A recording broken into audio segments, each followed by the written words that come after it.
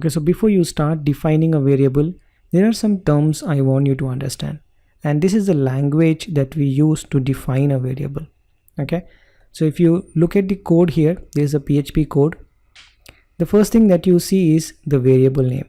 The variable name is always on the left hand side. The variables are never on the right hand side.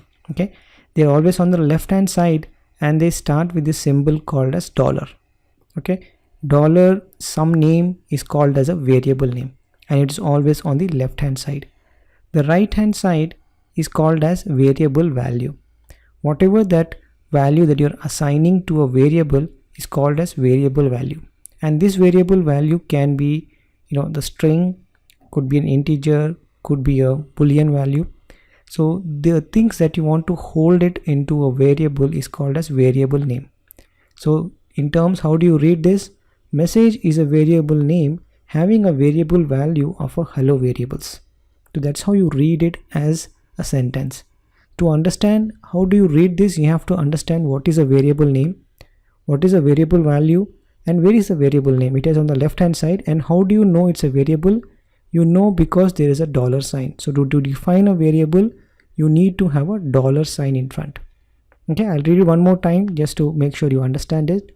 Message is a variable name. Message variable actually has a variable value which is hello variables. Okay, and all these are called as assignment statement. Means you are assigning a value to a variable. This is called as a statement, and this type of statement is called as assignment statements. We're going to look into statements in the next section. So when we define the variables, we'll be using this term, so we get used to these new words, and also it will help you to explain your code to somebody else. Okay, so let's create some variables now and look into the next section. Okay, so let's define our variable now. So if you go to the material folder, variable and constants, open this folder, go to example 1, define a variable, and here you have before and an after file.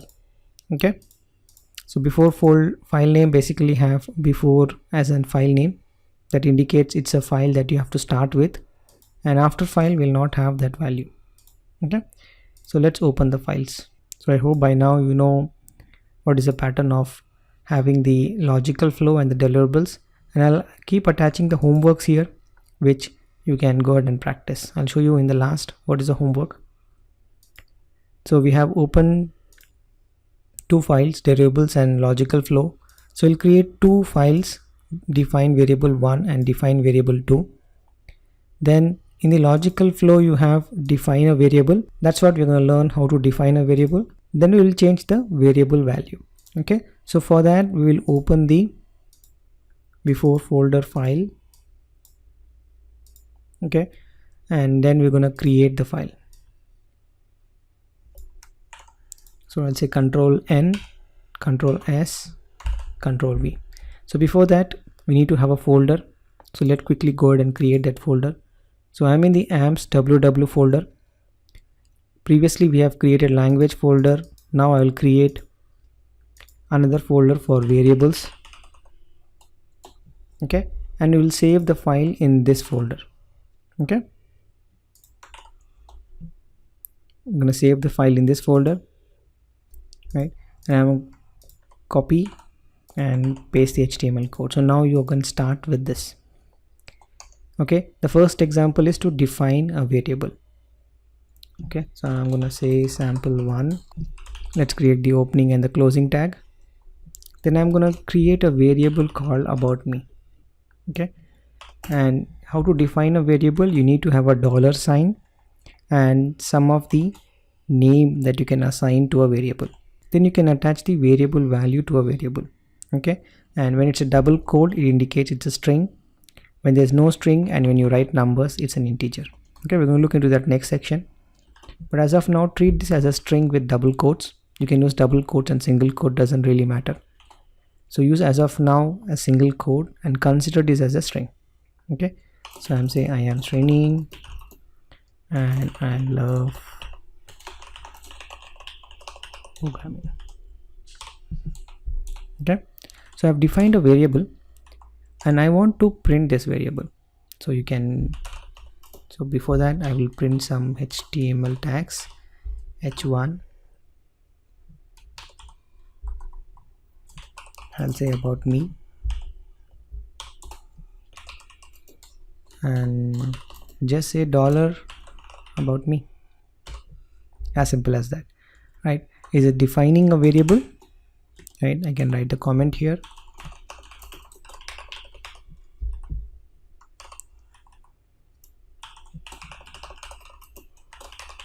And this is printing the variable. Okay, so let's quickly view this file. So if you head back to browser, localhost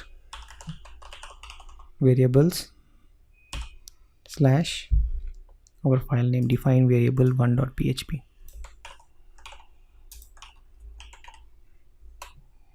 Okay, so there we go. You have the text here, and this text is coming up from our variable dollar about me. Remember, when you define a variable, it should start with dollar. If you remove the dollar, it won't able to recognize this as a variable. Okay, so that's our first example of defining a variable. Let's change the variable value and redisplay it. So for that, I'm going to create new file.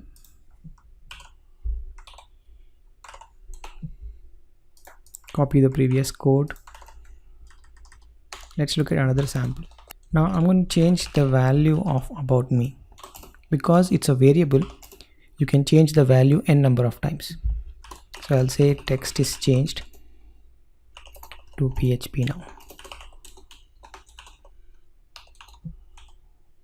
Okay, some text, and I will print the variable. Okay, so one thing I want you to understand is, if it's a variable, you can change the text n number of time. Okay, and you can print this variable. You don't have to redefine anything, right? You're not defining about me one time and then you're changing the value.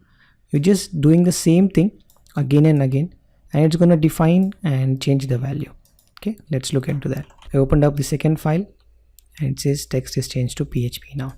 Okay, very simple example of how to define a variable and how to change the variable value. Well, that's a very simple example on how to define a variable and how to print a variable, how to change the variable value. Okay, all right, that's it for this lecture, and I'll see you in the next one.